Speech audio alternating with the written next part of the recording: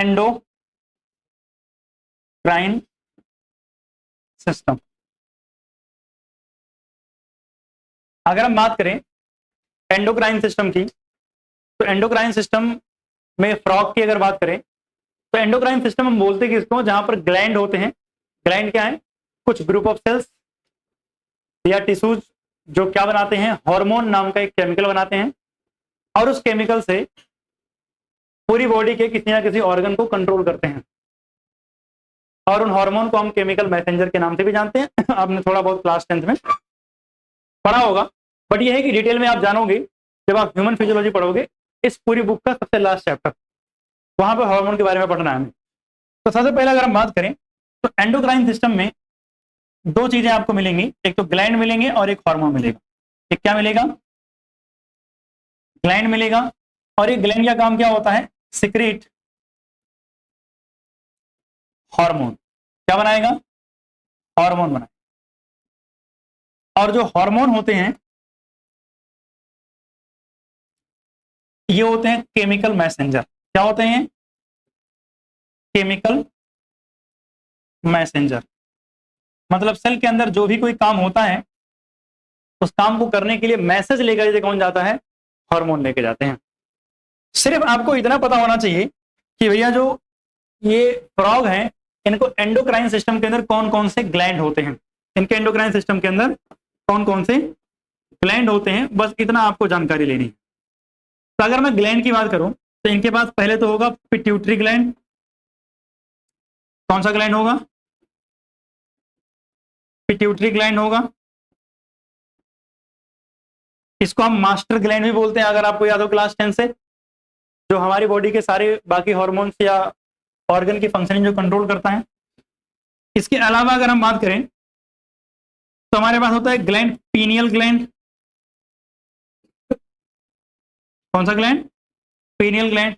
Brain में हमारे मिलता है, हमारे अंदर ब्रेन में मिलता है, फ्रॉग में मिलता है। इसका काम जो है एक हार्मोन बनाना होता है जो स्लीप एंड वेक साइकिल और बहुत सारी चीजों को कंट्रोल करता है, कब सो के उठोगे, कब जगोगे, वगैरह वगैरह एटीसी।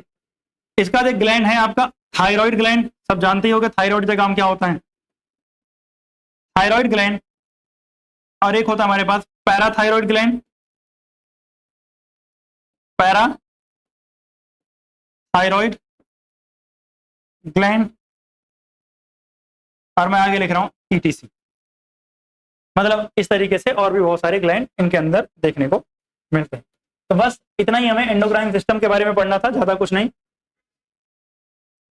और ये एंडोक्राइन सिस्टम के जितने भी ग्लैंड हैं ये सब क्या करेंगे, हार्मोन बनाएंगे। हार्मोन क्या करेगा, हमारी बॉडी के, या हमारी कह रहा हूँ फ्रॉग की बॉडी के कोई ना कोई फंक्शन को क्या कर रहा होगा, कंट्रोल कर रहा होगा। तो अगर एंडोक्राइन सिस्टम हो गया हो तो आगे हेडिंग डालते हैं नर्वस सिस्टम।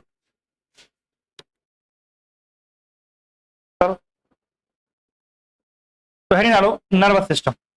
कौन सा सिस्टम, नर्वस सिस्टम। अगर मैं नर्वस सिस्टम की बात करूं तो भैया हम पूरे नर्वस सिस्टम को दो हिस्सों में डिवाइड करते हैं। एक सेंट्रल नर्वस सिस्टम यानी सीएनएस, और एक पेरिफेरल नर्वस सिस्टम, इसको हम क्या बोलते हैं, पीएनएस। सही बात है।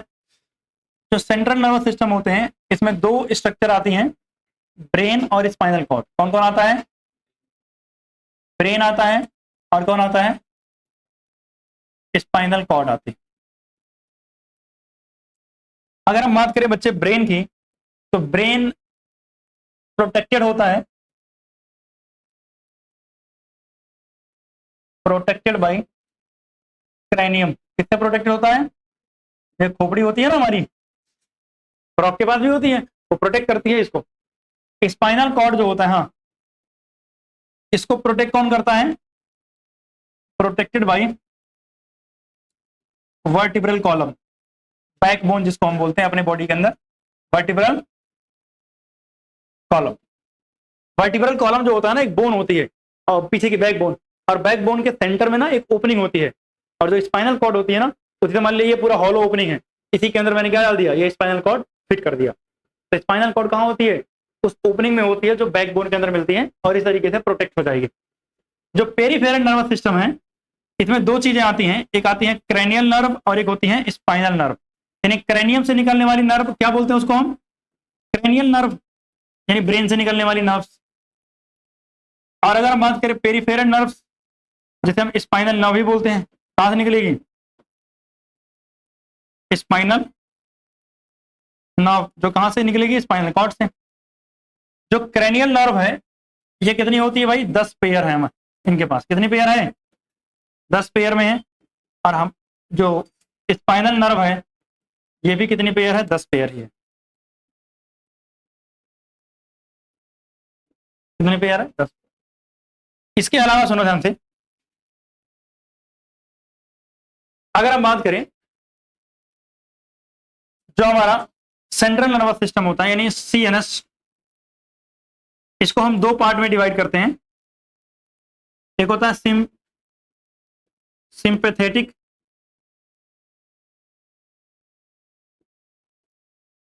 एक parasympathetic.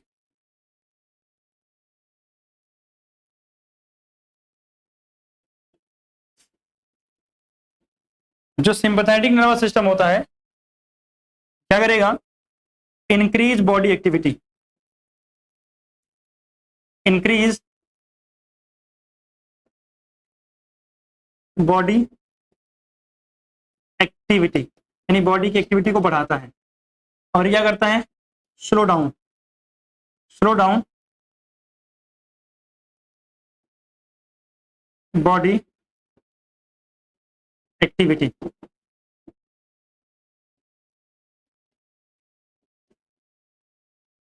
Slow down body activity, note करो इसको। अब अगर हम आगे बात करें,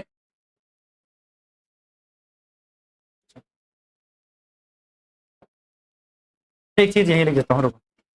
जो फ्रॉग का स्पाइनल कॉर्ड है और ब्रेन है ये दोनों एक दूसरे से कनेक्टेड होते हैं। कनेक्टेड कैसे होंगे? जो ये पीछे दिख रहा है, आपने ब्रेन देखा होगा तो ब्रेन के पीछे एक छोटी सी डंडी सी दिखती है, स्पाइनल कॉर्ड है और दोनों जुड़ते हैं।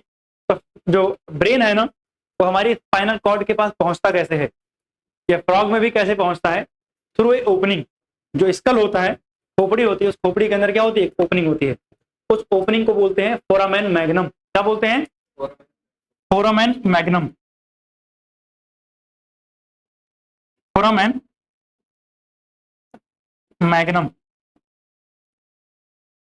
ये क्या है? ओपनिंग है। क्या है? ओपनिंग थ्रू विच, जिसके थ्रू क्या होगा? Spinal cord connect with brain. Spinal cord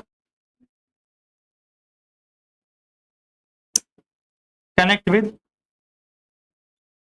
brain. Spinal cord brain के साथ क्या हो जाएगा? कनेक्ट हो जाएगा। स्पाइनल कॉर्ड ब्रेन के साथ क्या हो जाएगा? कनेक्ट हो जाएगा। क्लियर यहां तक? कोई समस्या नहीं। अब अगर आगे बात करें तो देखो ध्यान से, इनके ब्रेन को हम 3 पार्ट में डिवाइड करते हैं।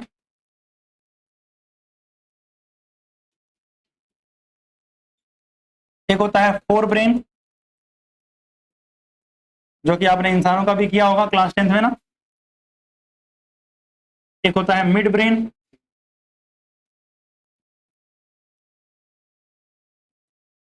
और एक hind brain.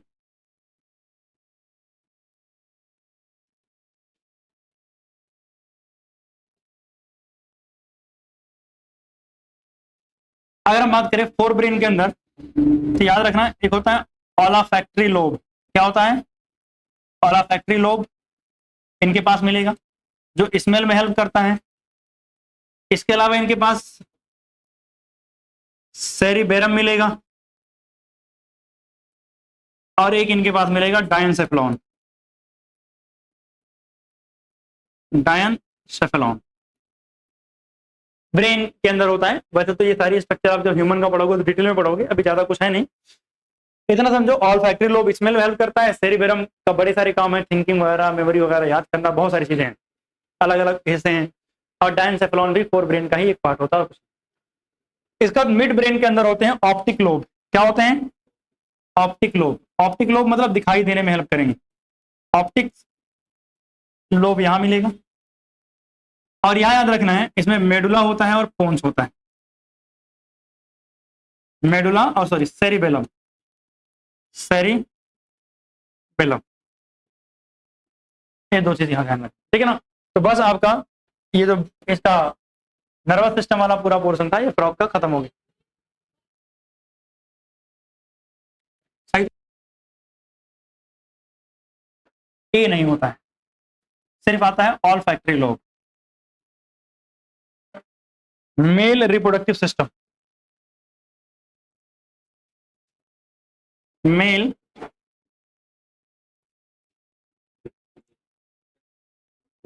Mail reproductive system. अगर हम मेल रिप्रोडक्टिव सिस्टम की बात करें तो इनके पास पेयर्ड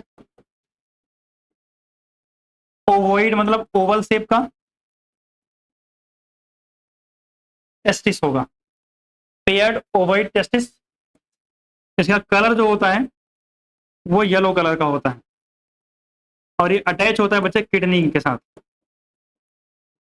अटैच्ड विद किडनी, किससे अटैच होता है, किडनी के साथ अटैच होगा। और किडनी के साथ अटैच कैसा होगा, बाया मीजोआर्कियम।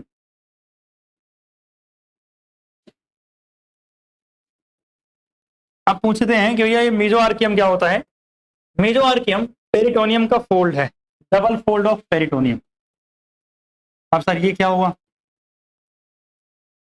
क्वेश्चन ही क्वेश्चन है, डबल फोल्ड ऑफ पेरिटोनियम। जैसे अगर हम बात करें तो हमारी बॉडी कैसी होती है, ऐसे ट्यूब है और इस ट्यूब के अंदर एक और ट्यूब है, ठीक। ये बाहर वाला जो है वो स्किन है, वो क्या है, स्किन। यहां सब ऑर्गन्स हैं सारे, ये हमारा डाइजेस्टिव सिस्टम है, क्या है, डाइजेस्टिव सिस्टम। और ये जो अंदर वाली लेयर दिख रही है ना, इसी को बोलते हैं पेरिटोनियम। क्या बोलते हैं इसको, पेरिटोनियम। तो ये कैसी होगी, डबल फोल्ड के फॉर्म में होगी। और ये किडनी को के साथ किसको अटैच कर रही होगी, टेस्टिस को किडनी के साथ अटैच कर रहे हो, ये क्लियर है ना। आप तो आप सुनना, अगर हम बात करें टेस्टिस के अंदर क्या बनेगा, स्पर्म बनेगा।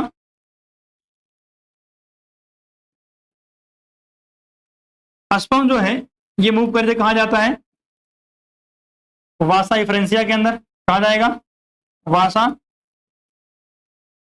इफ्रेंसिया के अंदर।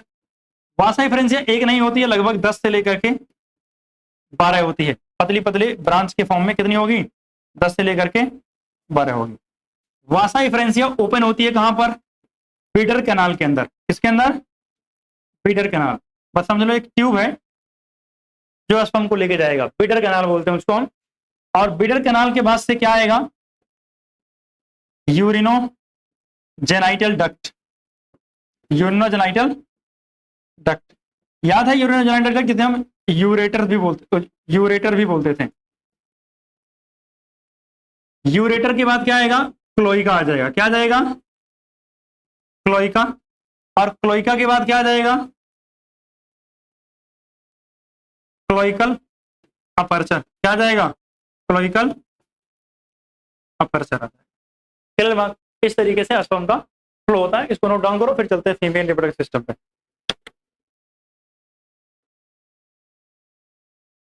अब चलते हैं female reproductive system, female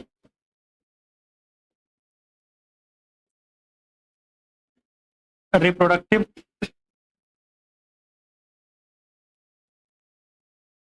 system. अगर हम फीमेल रिप्रोडक्टिव सिस्टम की बात करें तो यहां ध्यान रखना, पेयर्ड ओवरी होगी,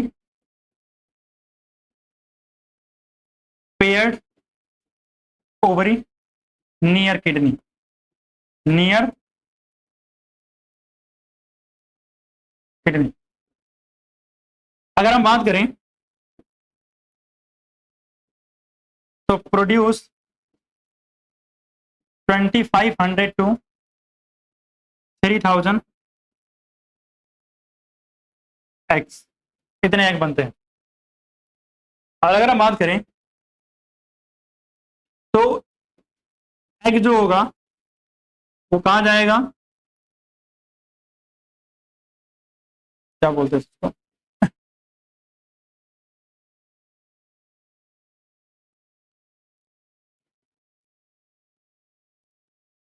अरे एक नाम आता था, नाम बोल रहा हूँ, एनसीईआरटी है।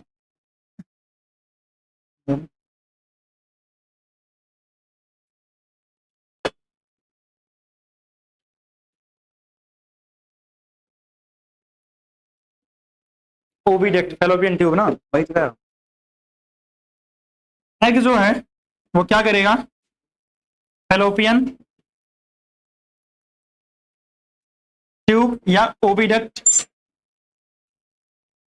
में ओपन होगा, वहां से कहा जाएगा, क्लोइका में जाएगा, और क्लोइका से कहां चला जाएगा, क्लोइका, बस इतने लिख, क्लोइका, और क्लोइका से कहा, क्लोइकल अपर्चर।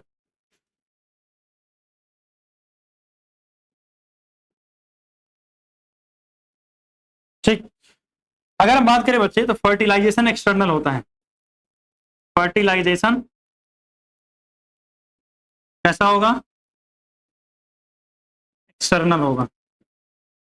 और डेवलपमेंट कैसी होती है, इनडायरेक्ट। डेवलपमेंट कैसी होगी, इनडायरेक्ट होगी। यहां पर एक लार्वा बनता है, आपको याद है, टेडपोल, क्या बनता है, टेडपोल। टेडपोल क्या है, एक लार्वा है। और टेडपोल जो है वो किसमें, एक एडल्ट फ्रॉग में कन्वर्ट होता है। और टेडपोल का एडल्ट फ्रॉग में कन्वर्ट होने को बोलते हैं मेटामॉर्फोसिस, क्या बोलते हैं, मेटामॉर्फोसिस। क्लियर बात। अब सुनो, यहीं पे मैं लिख रहा हूं सेंस ऑर्गन के बारे में, किसके बारे में, सेंस ऑर्गन के बारे में। Sense organ. अगर हम फ्रॉग की बात करें बच्चे, तो फ्रॉग के अंदर सेंस ऑर्गन कौन कौन से होते हैं। सबसे पहले सेंसरी पैपिले। सेंसरी पैपिले किस लिए होते हैं, सेंस के लिए चीजों को। उसके अलावा जो है टेस्ट बड होंगे। टेस्ट बड किसके लिए होंगे भाई साहब, ऑब्वियसली टेस्ट के लिए होंगे। आईज होंगी, कौन सी आईज, सिंपल आईज।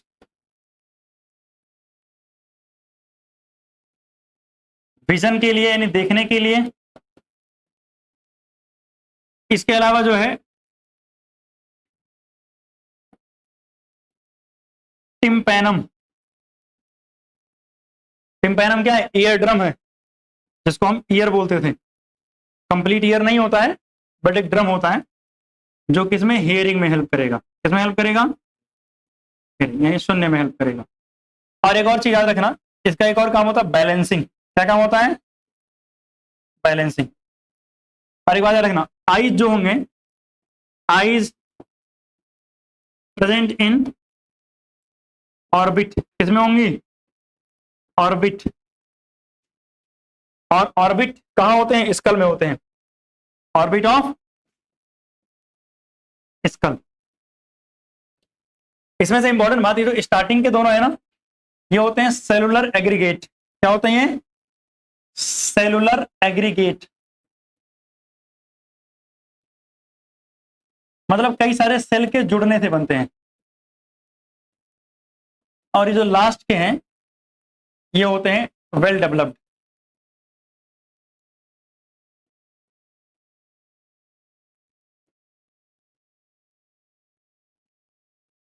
ये कैसे होंगे, वेल डेवलप्ड होंगे। तो ये हो गया किसके बारे में, सेंस ऑर्गन के बारे में हो गया। नोट करो, इकोनॉमिकल बेनिफिट।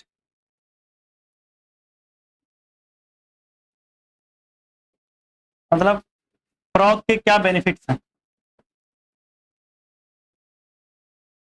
पहली बात तो ये इंसेक्ट खा जाता है, ईट इंसेक्ट, हाँ, and protect crop, and protect crop.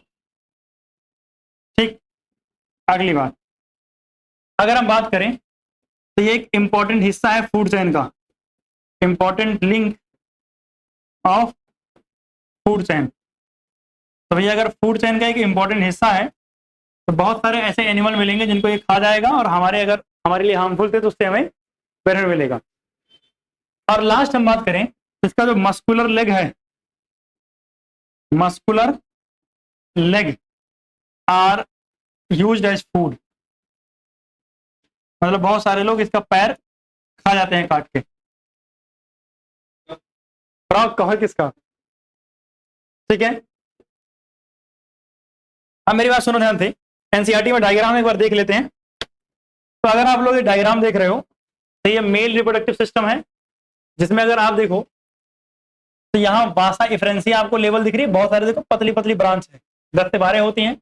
ये टेस्टिस है और टेस्टिस अटैच होता है इसके। अच्छा, यहाँ एड्रिनल ग्लैंड दिख रहा है आपको, पता है किडनी के जस्ट ऊपर एड्रिनल ग्लैंड मिलता है, उसका ये किडनी दिख रही है और इसके साथ कुछ फैट बॉडीज हैं जो प्रोटेक्शन के लिए होते हैं। यहाँ से ओपनिंग होगी और ये सब मूव करते करते कहाँ आगे ओपन होगा, ये रेक्टम है, रेक्टम के बाद यहाँ आगे क्या मिलता है, क्लोइका। देख रहे हो पूरी ट्यूब आगे कहाँ ओपन हो रही है, क्लोइका में ओपन होगी और फिर क्लोइकल अपर्चर से सब कुछ नीचे। ये है यूरिनोजेनाइटल डक्ट, जहां से मूव करके क्या आता है, अस्पम वगैरह मूव करके आते हैं। इसके बाद अगर बात करूं यहाँ पे तो इस डायग्राम में आपको ओविडक्ट दिख रही है, जो ओवरी है, यहाँ से जो भी रिलीज होगा ओविडक्ट से मूव करते हुए सीधा कहाँ ओपन हो जाएगा, क्लोइका में। इसका यूरिनरी डक्ट के साथ, यूरेथ्रा के साथ कोई लेना देना नहीं है, यूरेटर्स के साथ कोई लेना देना नहीं होता है, यूरेटर अलग होता है और इसका ओविडक्ट यानी फैलोपियन ट्यूब क्या होती है, अलग होती है। तो बस यही तक, और हमारा जो फ्रॉग वाला टॉपिक है ये खत्म हो गया है। बस आगे चलते हैं उसके बाद।